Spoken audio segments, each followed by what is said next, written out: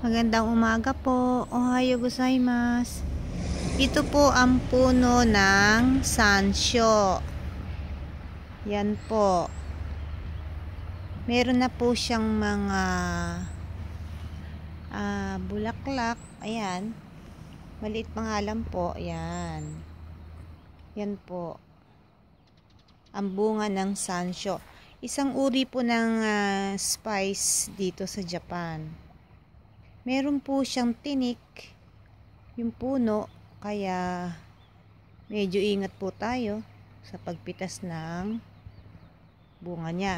Ngayon, ang kailangan ko po dito sa puno ng sansyo na to, yung pong usbong ng dahon. Yan po. Yun lang pong usbong ang kailangan ko kasi ilalagay ko po siya doon sa takinoko gohang. Yan, manghihingi po tayo ng usbong ng dahon. Kukunin po natin yan. Yan. Dahan-dahan dahil kasi may tinik to. Yan. Yan po. Ang bango. Ang bango-bango po niyan. Yan. Yan po. Mabango. Mabango yan. Hingi po tayo ng mga ilang piraso. Yan po. Ayan, may tinik. Ewan ko lang po kung nakikita niyo yung tinik niya. Saan ba yung tinik? Ayun, ayun, ayun, ayan.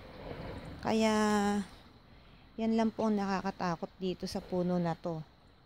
May tinik siya. Yan. Maliliit pa yung mga bunga niya. Nasaan yung bunga? Saan nga ba yung bunga niyan? Ayan. Yan po.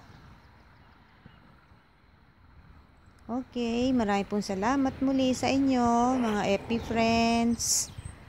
Have a nice day. God bless you all.